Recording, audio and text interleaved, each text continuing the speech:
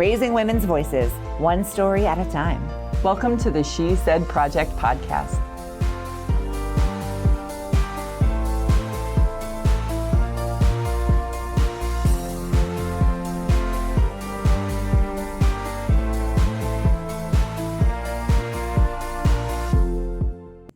Oh my gosh, it's a new day. It's a new episode of the She Said Project podcast. Welcome, friends and fans of all things That's What She Said.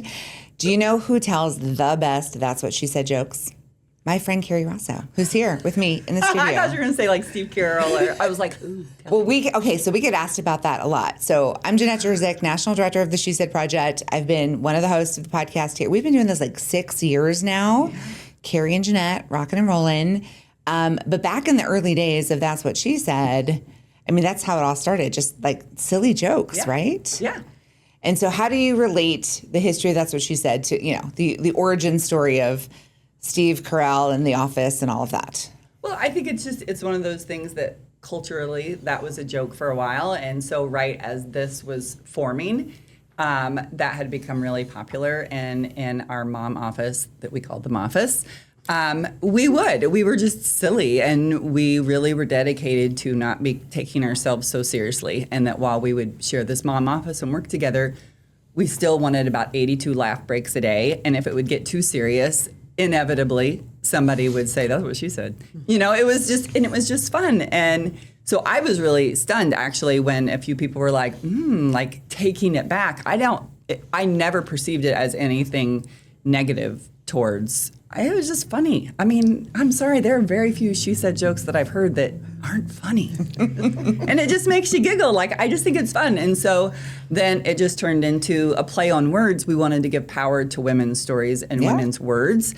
but we also didn't want it to seem like we're giving power to women's words. We're so fancy. Like, yeah, it was like, so this it was like all about balance. Like, we want to do that, and we want to do it in a real way that isn't polished. We didn't want women that are on the speaker circuit. We wanted people that you see at a party or a barbecue or on your walk, and those real stories. So we can have a good laugh. We can crack a joke. So I think I confessed to you recently, and I'm still a little bit horrified at myself that I did not make the connection. I knew about the Moffice. I knew about the mom office and the origins of That's What She Said and the jokes. And I knew that That's What She Said originated on the television show, The Office, but only very recently, after I've been directing shows for 9-10 years, after I've been in the national director seat for 7 years, only now have I connected The Office and the Moffice. I don't even think that's true. I think people have been making those kind of jokes for 100 years. Like, you know, it really took off and became a cultural fad that we were doing during that time. But I dare say men and women have been making those kinds of jokes for a long time. Agreed. And we will just carry the tradition forth. So one of my favorite things about That's What She Said and empowering women to share those very, very fancy stories, but all the stories, right? We get to talk about some topics that are not your typical everyday conversation starters, but especially things that impact every one of us that are like, no, we don't talk about that. Here, we talk about that. So that's really, really appropriate for today's guest. We're going to bring her out here. We have invited our friend Linda Darby from That's What She Said Danville, just a hop, skip, and a jump from where we sit today, joining us in the studio. Welcome, Linda. Thank you. Thanks for having me. It's so good to see you. Oh, you too. You were in the show on stage in Danville at the Fisher Theater just over a year ago, summer of 2025. It was just this hot too, wasn't it? Yes. Yeah. So Illinois summers are a thing. Yep. But shortly after the show, you took the leap into retirement. I did. And I haven't seen you in a while. I just want to know has it been? How are you? What's been going on? It's better than I thought it was going to be.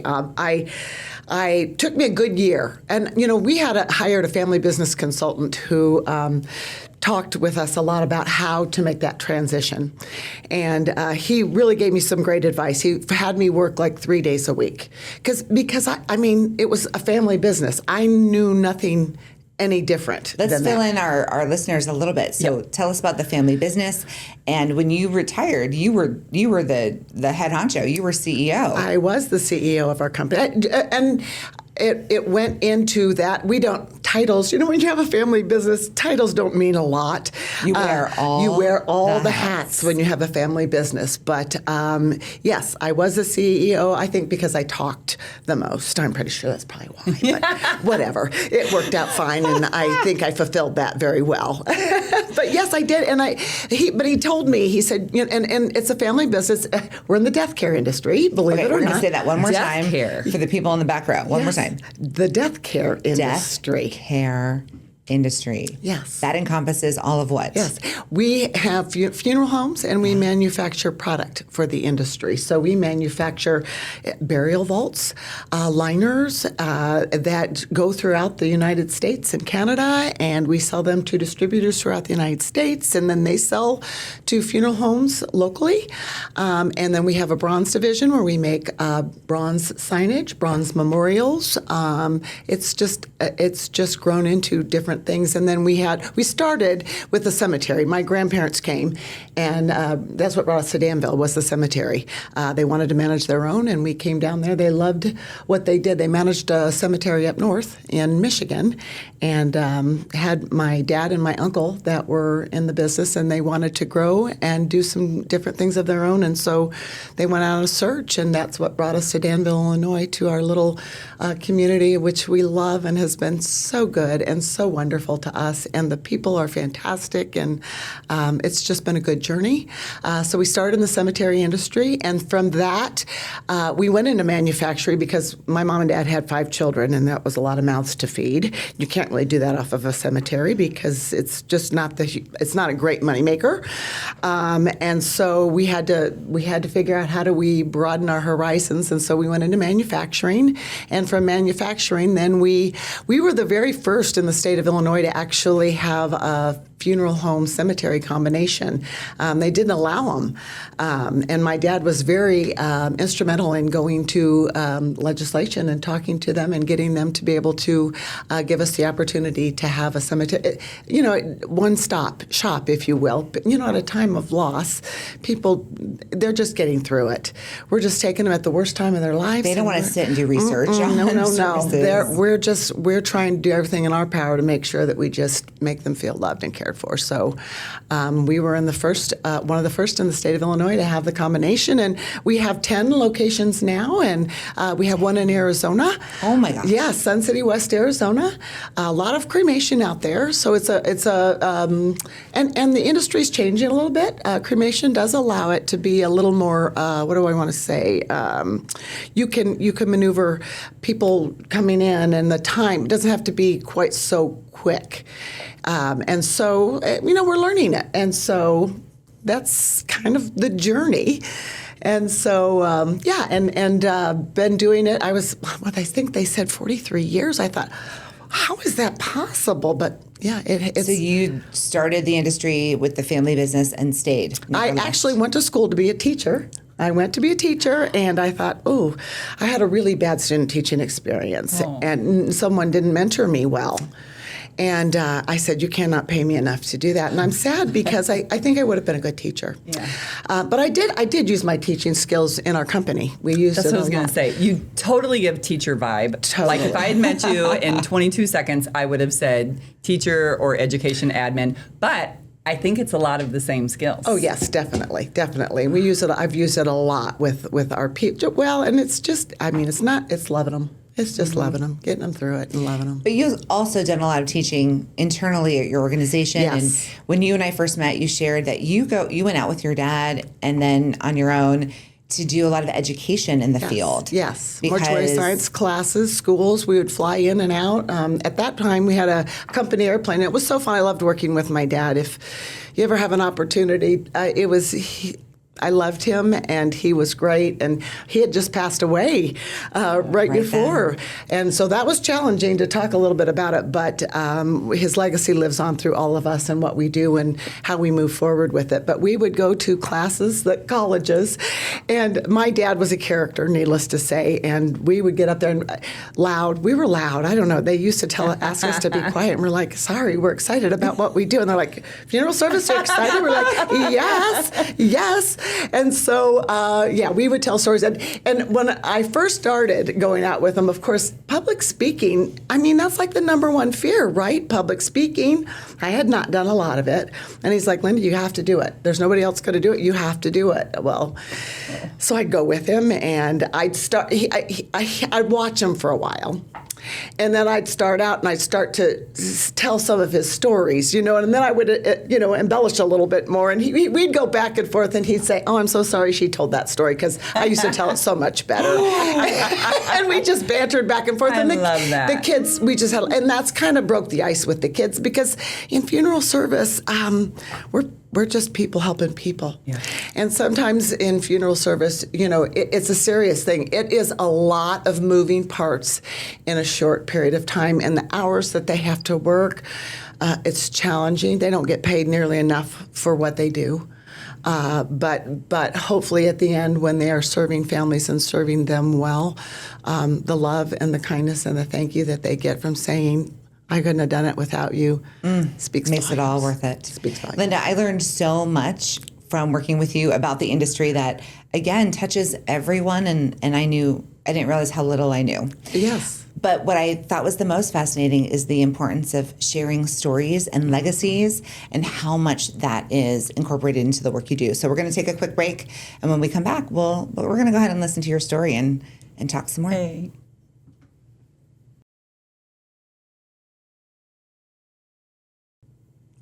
We believe in the power of sharing stories at the She Said Project. And I know that this topic is so important to Linda Darby and the work that she does. So let's take a listen to her story, The Importance of Sharing Stories, from That's What She Said Danville 2025. So my family has been a part of the Danville community for generations. In fact, if you've ever lost a loved one, chances are we are part of your story.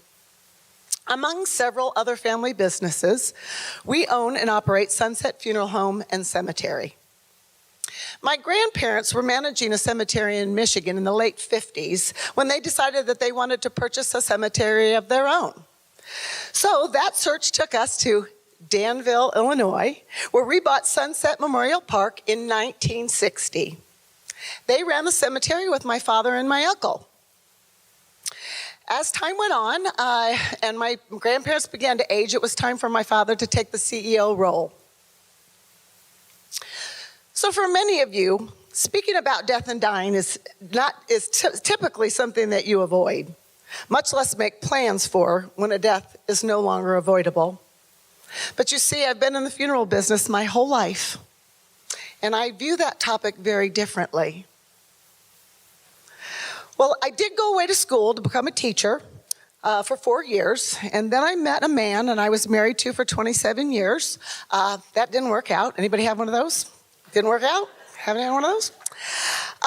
I call that time in my life my character building marriage, right? Anybody have those? Character building marriage. Yep, that was it.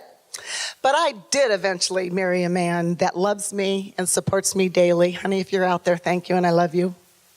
Ladies, don't settle for anything less. So teaching in the classroom was not particularly for me. And so my strong desire to work with my family business and help cultivate the roots that were already planted won me over. And I began my career in 1983. Yes, I'm telling my age. I now use my teaching skills in my role as the CEO of the company. I have had that role for 15 years. Thank you. Yes, and I'm proud of it. You can talk to me. It's okay. I learned everything I know from working with my dad, and probably some things I shouldn't do too, right? You have those too, right? But it was truly a blessing to be able to work with my father. I was like a sponge.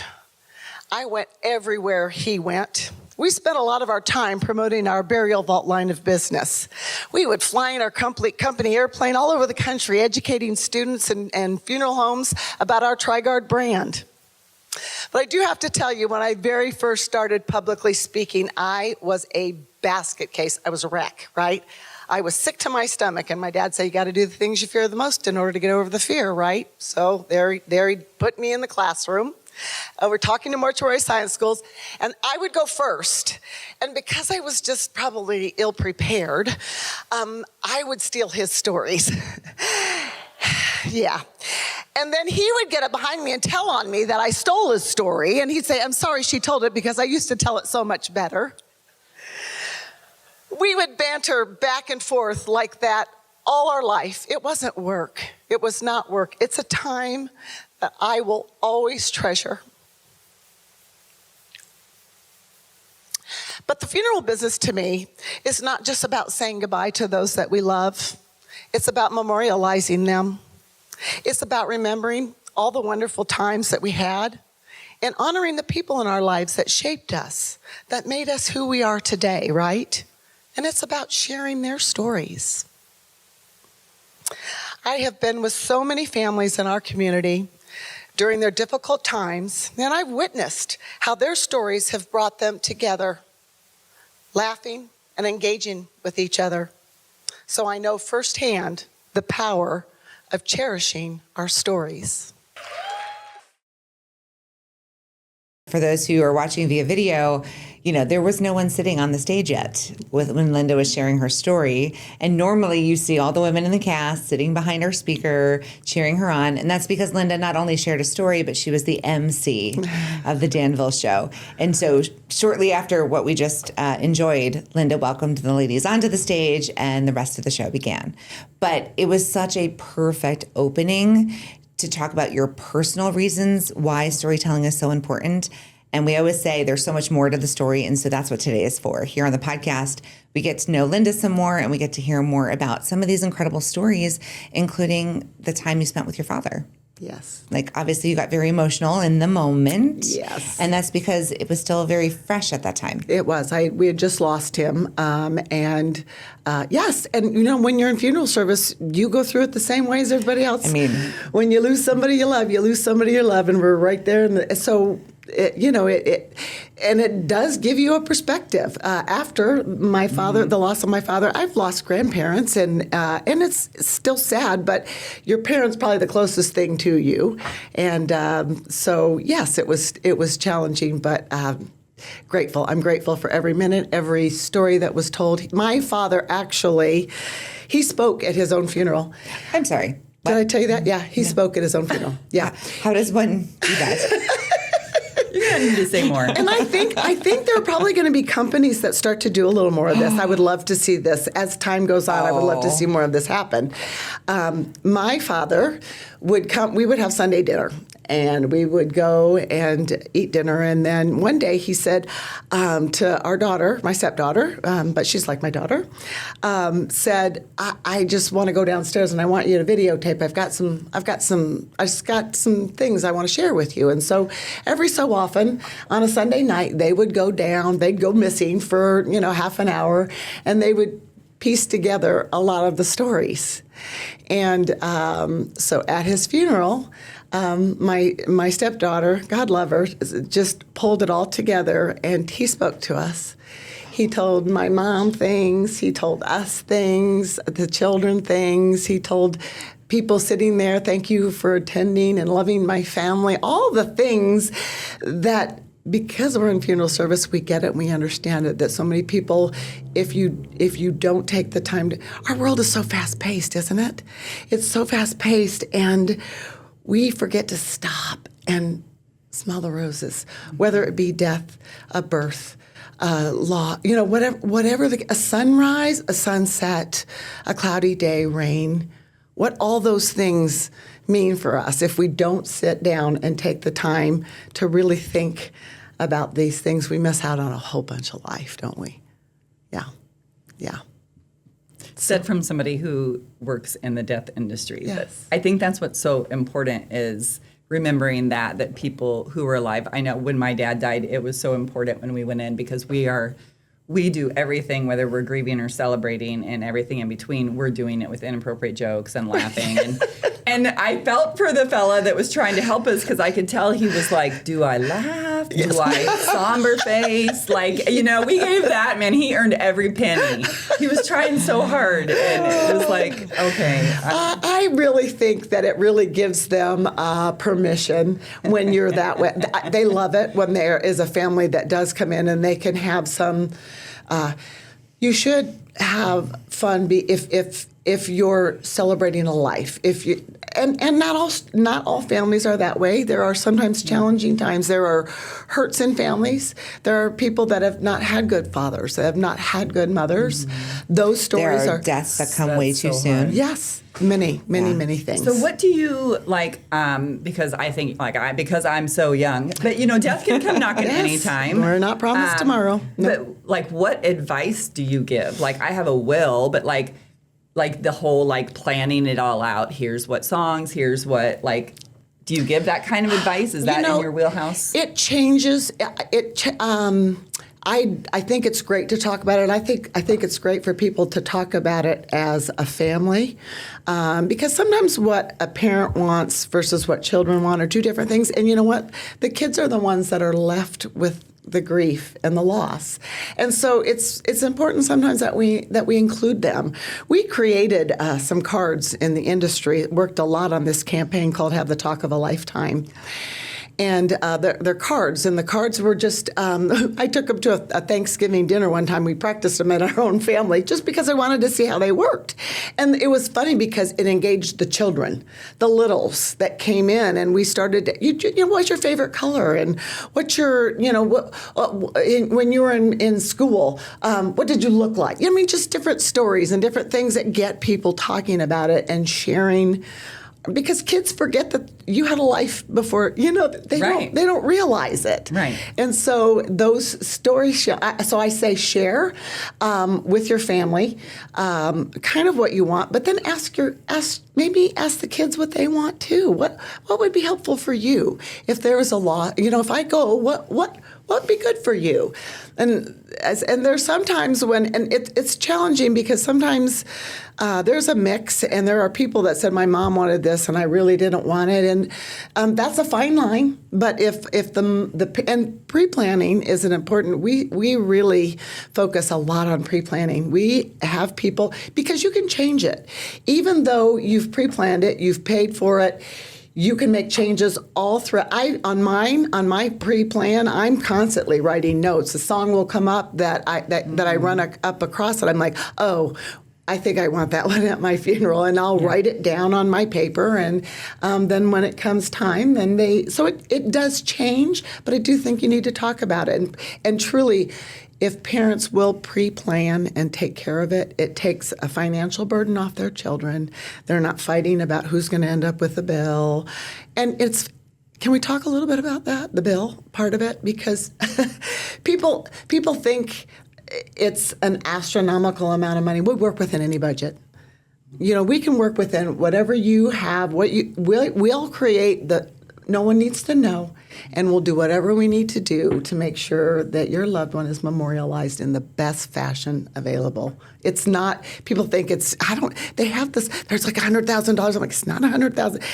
The $10,000 to $15,000 is like, you know, higher end of it. I mean, we spend more than that on a car and think nothing of it. There's so many options that I didn't know. I've only gone through this, you know, with one parent, and my dad was cremated, and I remember them so earnestly explaining to my sisters and I that if we needed a focal point, we could rent a coffin, and that like this empty coffin would sit up there. And for some reason, it struck our funny bone, and then we all could pull ourselves back together. I'm like, you want us to put an empty coffin up there? Yeah. And then, like, you know, what do I go and put my hands on it? Like the empty how far do we go with this? Right. Do you like the high school senior prom picture or whatever? Yeah. And I thought I could see, like, for me, that seems so out of but I could also see where maybe that would be helpful. And so I thought, gosh, there are all these options. I had no idea, you know, but it's nice you have someone walking you through it.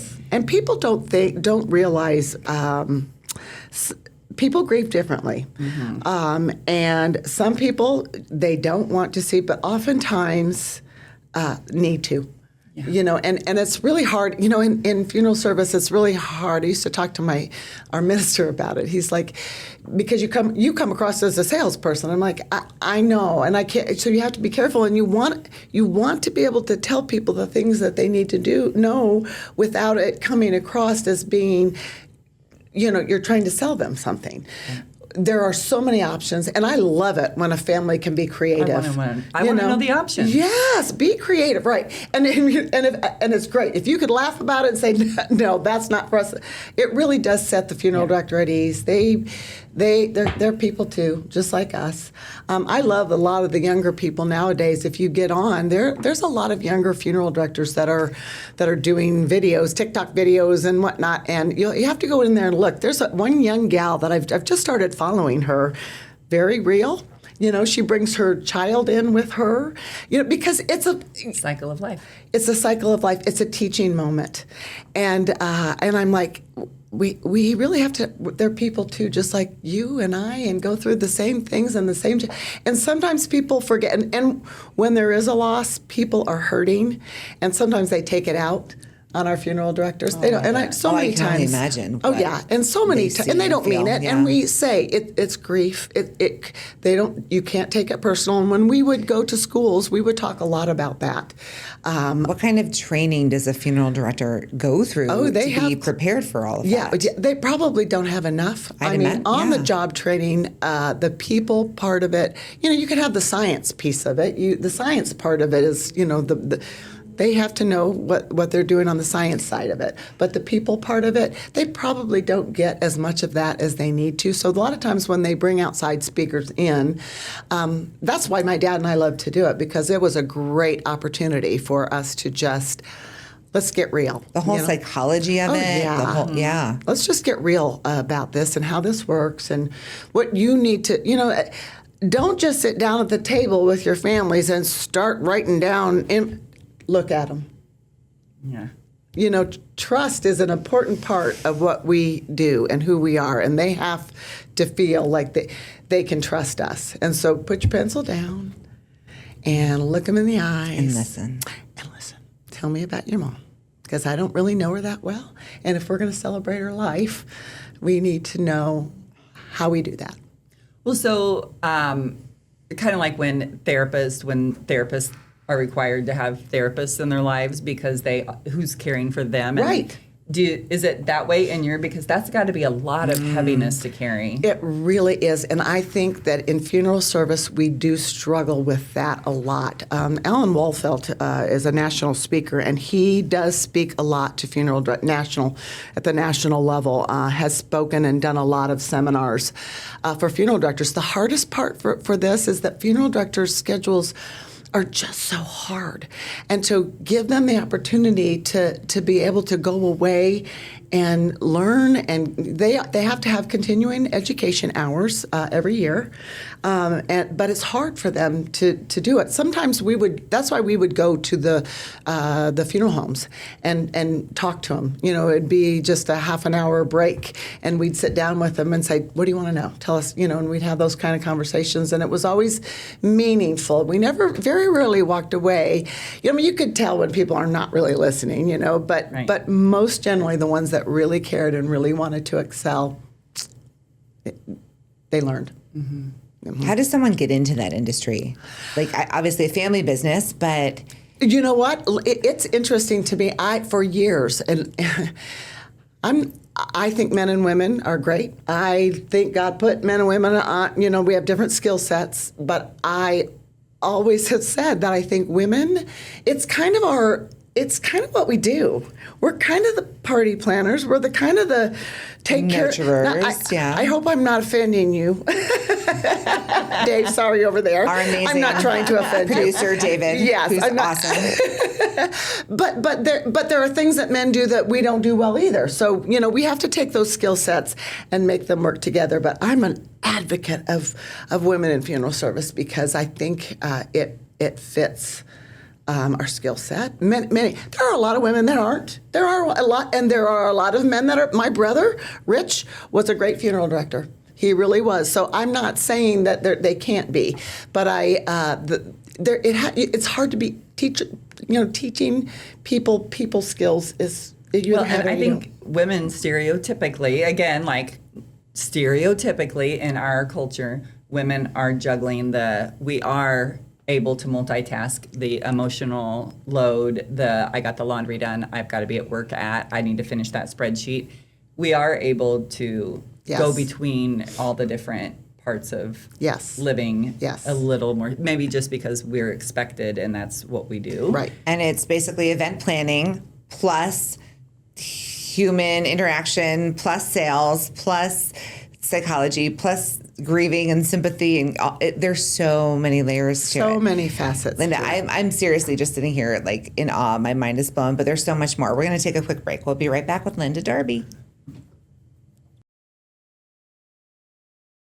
All right, Linda, earlier you mentioned a card game about opening up conversation. What was that called? I missed it. It was called Have the Talk of a Lifetime. Have the Talk of a Lifetime. This is a product you sell or It you is. can buy? No, we don't sell it. Actually, You should. Well, you know what? The FAMIC organization, it was Funeral and Memorial Information Council. I was on that board at the time, and we were working on that project. We got funded and were able to actually sit down and get the cards and make. You helped create it? Yes. Is this something that we can find or purchase today? Oh yes, we have them at the funeral home for sure. Oh, We could okay, just play it. Yes, we Like could. right Yes, I should have the almost Talk of a brought them. Lifetime. I almost brought them. I didn't. But No, yes. I highly recommend that for Yes. every family at any stage because those are such interesting questions to They learn about the are. people you And love. Things that you just don't. And once they're gone, they're gone. Yep. There are questions that I want to ask my 102-year-old aunt. I can't ask her now because I forgot. So the more that people can prompt each other to start to ask those questions, the better off. And I just feel like our world, we talked about it, is so fast. Slow down. Slow down. There's a lot of living in life. Take the time.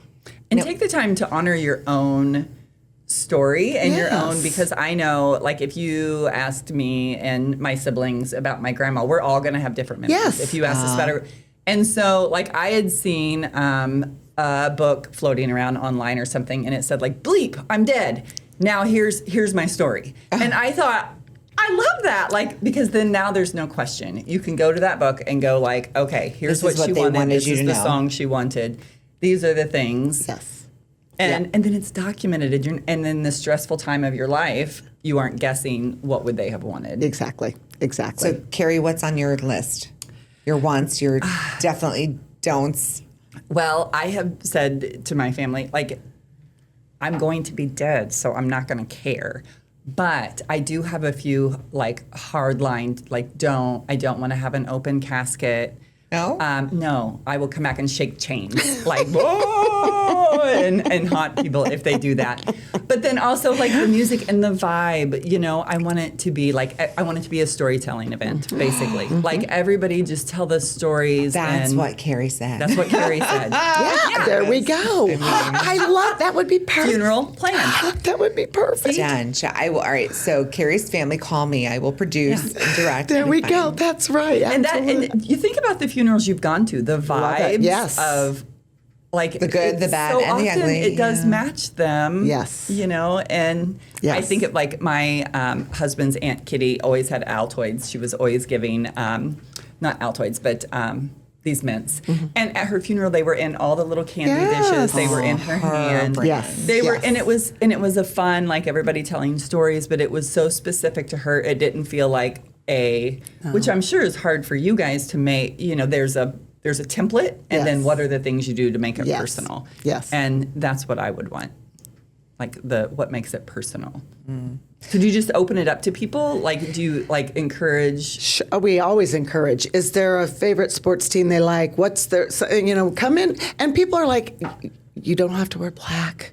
You don't always have to wear black. So many people now, we just want you there. People just want you there.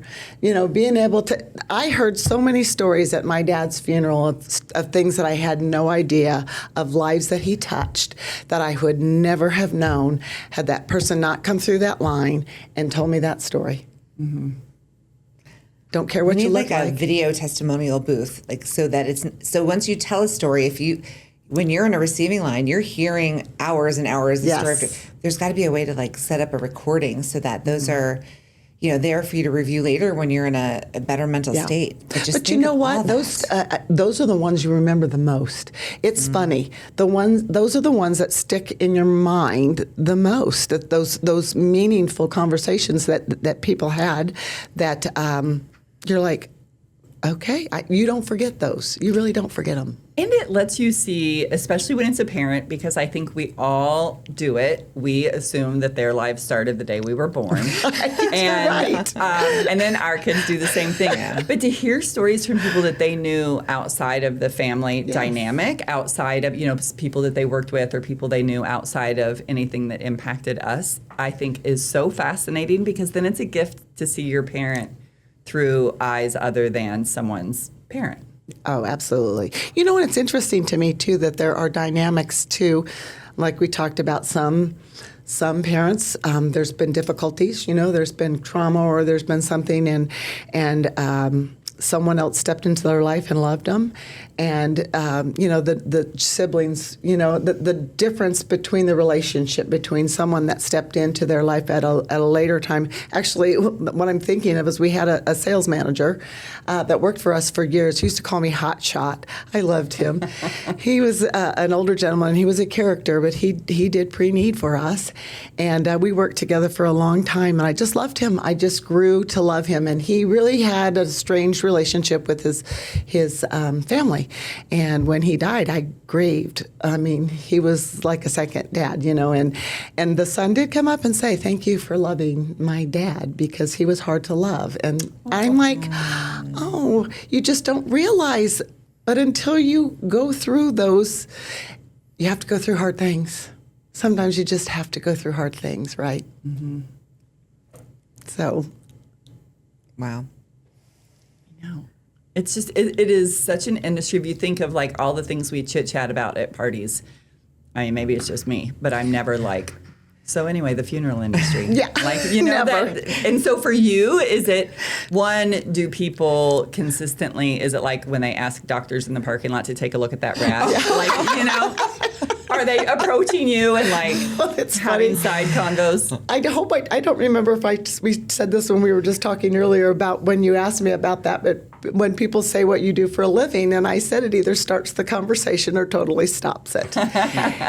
And I truly believe that we are ambassadors for what we do. I believe in what we do wholeheartedly, from the bottom of my heart, the tip of my head to the tips of my toes, that it's important to celebrate lives. And so if I'm given the opportunity to have conversation with people about what we do and how we do it, and we're not scary. Most of the time people think that I'm a realtor or a hairdresser. Those are school teacher maybe, but most of the time those are and they're like, nope. I say, keep guessing. And I tell them, and that they're like, oh. Guessing. And I don't think anyone would ever guess off any list. No. Any list at all. No. That's a career. I don't even know if that comes up on like career testing in high school. Like, fill out this questionnaire, and you would be a great funeral director. Here you go. So many stories when I would go to the mortuary science schools and talk. My first question would be, what made you come to school? Yeah. Why? And when we hire, the first question when I was in business would say, what do you know about funeral service? Because I need to know what your story is, because if you're going to work with us, you need to know and understand who we are and what we're about and how we serve. And so I need to know where you're coming from.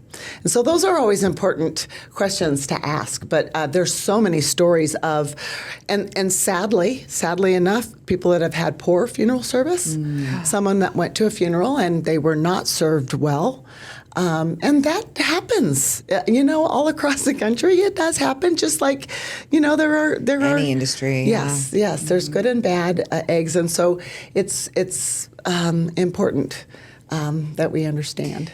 And I'm going to I'm going to go out on a limb here, how much your career path and my current career path are aligned. Like, I truly feel I am the sacred holder of women's stories. Mm-hmm. I get to keep them and honor them and cherish them. And I can only imagine how many loved ones' stories you have just witnessed. Yeah. and held space for, and given families the gift of the opportunity to talk about a loved one in ways that, maybe they wouldn't at the kitchen table. Maybe they needed someone like you to ask the right questions, or let's pull out the card deck off the shelf and Right. let's ask these questions. Yes, And yes. you've probably just heard amazing stories. And we've heard a lot of stories, but the most important thing that I think we need to remember is that we are all just people, and we impact people differently in different ways, and so think about that as we go through life too, right?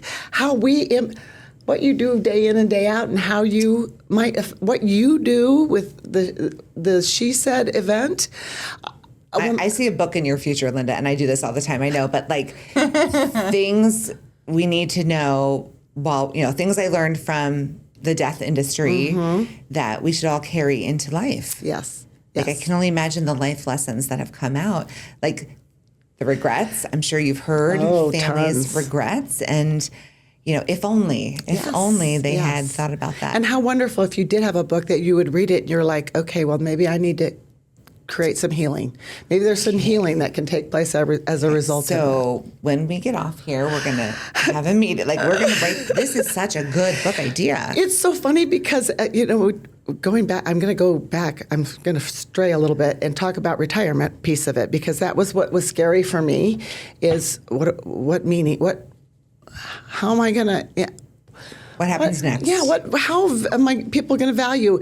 And my girlfriend gave me this book, and really it was a daily devotional, but it talked about women that had retired and how their purposes in life became so much greater sometimes after their career path, and how their experiences through life just developed into something bigger and greater. And it didn't have to be bigger in a big way. The mentoring and the importance of just those experiences throughout life, what they've taught you, and what can you do with that to teach others or be better for others? I saw a quote once, and it said it was talking about the last stages of life, and it said we're all just walking each other home. But I have thought of that as our everyday life. Like how do we show up for other people? Because the whole path, I'm now like sounding hokey, but I do think like we are all just walking each other home. We are. At whatever stage we're at. And so then maybe when you're retired, you have all these things that you've learned that you can show up with and walk people home still. Yes. I hope that the remainder of my life that I'll have the opportunity to be able. We talked a little bit about it, I think, when we did the event, about I would love to just take that and do something with it. Oh, and there's so much more there's so much more you can take on. I love it. We're going to take a quick break. We'll be right back. So, Linda, retirement is right in front of you. You've barely gotten started, but you have so many more ideas. What are you going to do with them? I know. I hope that I keep keeping motivated. That's the big thing. When you were doing, and then you don't have to be any place at any certain time, you're like, okay, that's a challenge. So I'm learning that. So when you had mentioned about coming, I'm like, I've got time. I am doing the things that I want to do now. That I'm being, hopefully I can be impactful. And I want to have fun. I'm getting ready to have a grandchild in August. It's a boy, Hudson Scott. I'm so excited. Yes, and so You heard it here, folks. yes, and I'm super excited about that. And so I really want to be able to spend. When you're working, you don't always have time to people like you want to people, and so I'm going to people a little bit more. People ask me about that, and they're like, "You're going to do what?" I'm like, "I'm going to people some more." The verb form. Yes. Of people. I like it. I'm going to people some more, right? Yeah. Well, it's like when our kids were little, I remember going to the pool and I would be chasing them around and I would see moms that were ahead of me in like their parenting stage, and they would be reading a book or looking in a magazine, and I was like, like, oh, the day to be able to do that. And then it happens, and then you remember that, and you're grateful for where you are. And it's kind of like where you are now, like, oh, this is, now I'm on the other side of this, and I get to, all the fruits of your labor are coming to pass. Yes, absolutely. Peopling. It's a verb. It's a verb. I know. I'm making it up. Linda, if someone was just a little bit curious about how funerals work or they're caring for a loved one and they know they're going to need this information soon, what is a good first step? There are pre-need agents a lot of times out there. Pre-need agents. Yes. I've never heard that phrase. Yes. It's going and people, they'll go to their home. It's sales, if you will, but it really is getting the information together. That you're going to need. Yeah. Yes. Just, sitting down and writing out the file.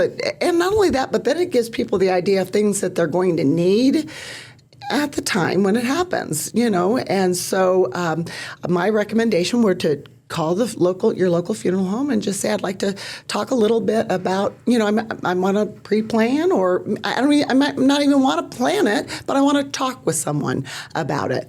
Lots of places will have someone that will call you back and get a hold of you and make an appointment with you. And do you host one of those community events or dinners where we get in the mail an invitation to come have dinner, join us at a restaurant and learn? Lunch and learns. We have lots of lunch and learns. What are you talking about? You've never gotten a postcard in the mail that just invited you to Biaggi's for dinner, hosted by Sunset Funeral Home? Am I like being left out of your death? No, you probably thought it was You're not old enough. You probably thought it was junk mail and thrown it out.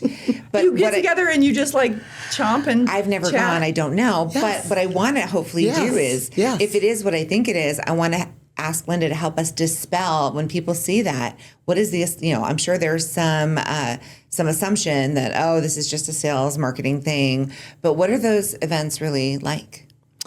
It's just people getting around chatting, just talking about it, asking just questions. Random people come. They come and It's an we info provide. session Yes, we with provide free food. Yes, and sadly, Smart. I I'm know. there. If you invite me, I'll be there. All right, next time I get the postcard. Wave some pasta. I'm gonna totally come and check off this death information. Yes, for sure. We've got a couple of gals that do this, and it's a great career for people, and it's also something that the time schedule is not as intense as a funeral director. You get to inform people, you get to go through it beforehand, and it really is a great job opportunity for people. A lot of times, if it's a second, because it is a commissioned-based job, most of them are, and so some people don't feel real comfortable with that. But I tell you what, our lead gal at home has worked with us for, I don't even want to say because years, and has been very successful. Well, I'm going to dare say this is a service every person will need at some point. Yes. They just don't know it yet. Right. I mean, commission is always a scary word, It is. but people are dying for your services.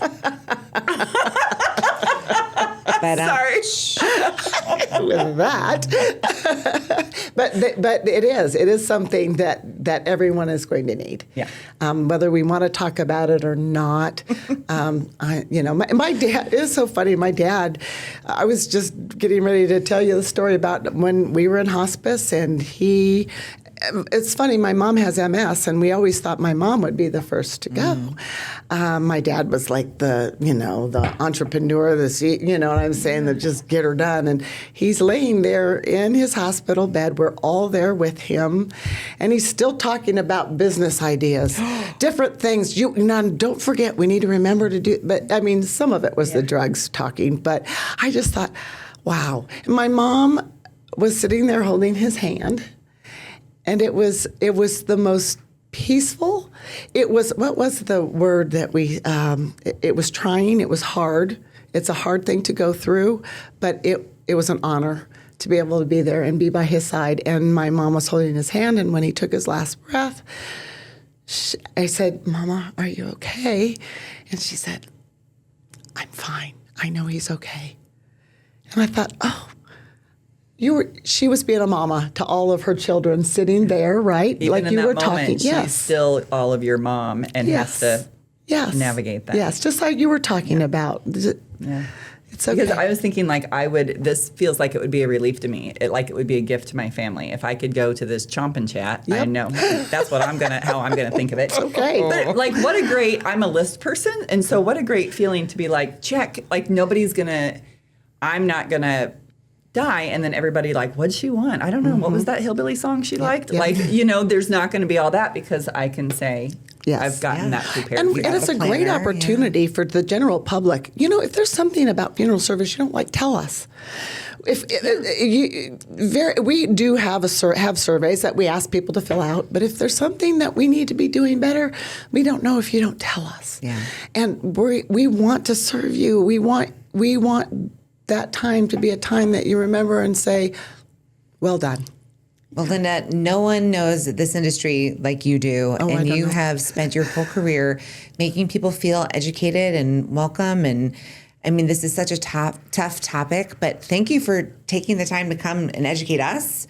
And Carrie and we have a dinner date. We're going to be there. I can't believe this. I kind of feel like you guys are teasing me. Like, is No, this it's really a thing. a thing? It's really No, a thing. it's really a thing. I'm going to show up there all by Yes. myself. But hopefully someone listening today heard something that is going to help them, because this is something we're all going to face at Yes. some point. So, Yes. Linda, most importantly, thank you for sharing your story on the She Said stage, and then for just keeping the conversation going here on the She Said Project podcast. Thank you so much. We love you. My pleasure. Thank you. Thanks, Carrie. See great. you next time.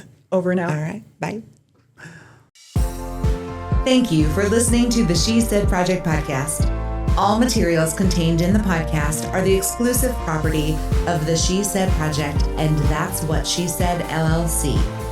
For more information on our live shows, go to shesaidproject.com.